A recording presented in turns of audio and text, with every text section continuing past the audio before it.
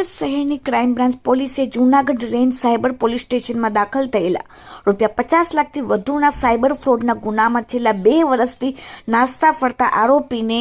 અડજન પાટિયાથી ઝડપી પાડવામાં આવેલ. જૂન 2026થી સાયબર ગુનેગારો અને શંકાસ્પદ mule bank accounts cyber fraud માટે વપરાતા ભાડાના ખાતા સામે આ કડક ઝુંબેશ શરૂ કરવામાં ઓપરેશન મ્યુલ હન્ટ 2.0માં અભિયાન સમગ્ર રાજ્યમાં ચાલુ હતો, જે અંતર્ગત સાયબર ક્રાઇમ આચરતી ગેંગના ટોપ ટુ બોટમ સુધીના આરોપીઓને ઝડપી પાડવા માટેની ચેઇન તોડવા માટે ઓપરેશન મ્યુલ હન્ટ 2.0 હેઠળ આવા ગુનાઓમાં સંડોવાયેલ આરોપીઓને ઝડપી પાડવા માટે સુરત પોલીસ કમિશનરના આદેશથી ક્રાઇમ બ્રાન્ચના માણસો આવા આરોપીઓને ઝડપી પાડવા માટે જ્યારે પેટ્રોલિંગમાં હતા ત્યારે ચોક્કસ માહિતીના આધારે સુરત શહેર અડાજણ પાટિયા વિસ્તારમાંથી જૂનાગઢ રેન્જ સાયબર પોલીસ સ્ટેશનમાં ₹50 લાખથી વધુના સાયબર ફ્રોડના ગુનામાં છેલ્લા 2 વર્ષથી નાસ્તા ફરતા આરોપી ઇનામ હસન મોહમ્મદ ઉમર કટપીસવાલા ઉંમર 26 રહેવાસી ફ્લેટ નંબર 5 તથા flat number 103 Fazal tower Adajan Patiya Surat શહેરવાળા ઝડપી પાડીને ક્રાઇમ બ્રાન્ચ પોલીસે તેની તપાસ જૂનાગઢ રેન્જ સાયબર પોલીસને કબજો સોંપવામાં આવેલ છે.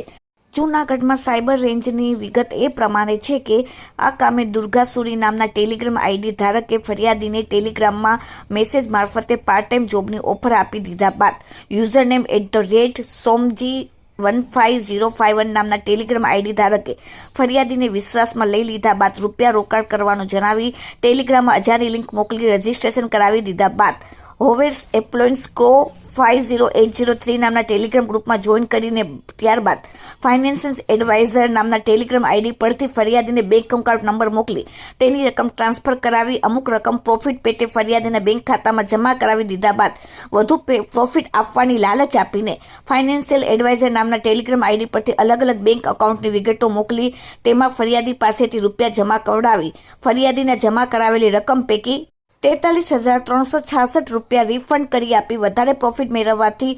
ફરિયાદીને જમા કરાવેલા તમામ રકમ વિથડ્રો કરી આપવાની લાલચ આપીને અલગ અલગ SBI, Jana Bank, DBS Bank, Indian Bank, Utkarsh Small Finance Bank, Bandhan Bank, Federal Bank, KVB Bank, Axis Bank, City Union Bank, Punjab National Bank, UCO Bank, Canara Bank, HDFC Bank, ICICI Bank, Yes Bank મળીને કુલ 28 bank ખાતાઓમાં તારીખ 4/7/2024થી 18/7/2024 સુધીમાં કુલ ₹50,51,384 ના transfer રૂપિયા કરાવીને જમા કરાવેલી રકમ પરત નહીં આપીને ફરિયાદી સાથે ઓનલાઈન નાણાકીય છેતરપિંડીનો ગુનો આચરેલ છે, જેથી આ કામમાં ગુનામાં આરોપી પકડાયેલ છે, જેના નામ છે મોહમ્મદ હારિસ ગુલામ દસ્તગીર શેખ રહેવાસી રુદરપુરા કુંભારવાડા ન્યૂ ખાડી રોડ સુરત. આરોપી 2 સોહિલ જબ્બાર શેખ ઉંમર 30 કાછિયાવાડ ખ્વાજાદાના ન્યૂ રોડ મોમનાવાડ ગોપીપુરા સુરત શહેર. આરોપી 3 મોહમ્મદ હમઝા મોહમ્મદ હનીફ કુરેશી નાનપુરા મટન માર્કેટ પાસે નાનપુરા. 4 મોહમ્મદ અનસ મોહમ્મદ યુસુફ ચામડિયા નિસાત સોસાયટી અડાજણ પાટિયા સુરત શહેર. 5 Mohammad Ashraf Ghulam Dastagir Shaikh Rudarpura Kumbharwada new Khadi road Surat. 6 Mohammad Irfan Mohammad Salim Shaikh garden colony Pinky beauty parlour સામે રુદરપુરા સુરત. 7 સાદ યુસુફભાઈ ટેલર જુલેખા મંજિલ ગુજરાત એસેન્ટ માર્ટવાડા ચોટા બજાર સુરત. હાલ પકડાયેલ આરોપી ઇનામ હસન મોહમ્મદ ઉમર કટપીસવાલા રહેવાસી flat number 5 Fazal tower Adajan પાટિયાવાડાને પોલીસે ઝડપીને તે આરોપીને જૂનાગઢ સોંપેલ છે. આરોપીઓ સૌ પ્રથમ તો ઘર બેઠા સરળ કામ કરીને મોટી કમાણી કરવાની પાર્ટ ટાઈમ જોબની આકર્ષક ઓફર કરવામાં આવતી, ત્યારબાદ ભોગ બનનાર તૈયાર થાય એટલે તેને વિશ્વાસમાં લેવા માટે ટેલિગ્રામ પર એક અજાણી લિંક મોકલતા લિંક દ્વારા રજીસ્ટ્રેશન કરાવીને હોવેર્સ એપ્લોયન્સ કો નામની ટેલિગ્રામ ગ્રુપમાં જોઈન કરતા અને ત્યાં ખોટી વિગતો દર્શાવીને નકલી પ્રોફિટ સ્ક્રીનશોટ બતાવીને જુદા જુદા પ્રોફિટના સ્ક્રીનશોટ બતાવતા અને ભોગ બનનાર પાસે શરૂઆતમાં નાની રકમનું રોકાણ કરતા, ત્યારબાદ પ્રોફિટ પેટે થોડી રકમ તેમના અકાઉન્ટમાં આપતા અને વધુ પ્રોફિટ મેળવવાની લાલચ આપીને વિથડ્રો ઉપાડ કરવા માટેની મોટી લાલચો આપીને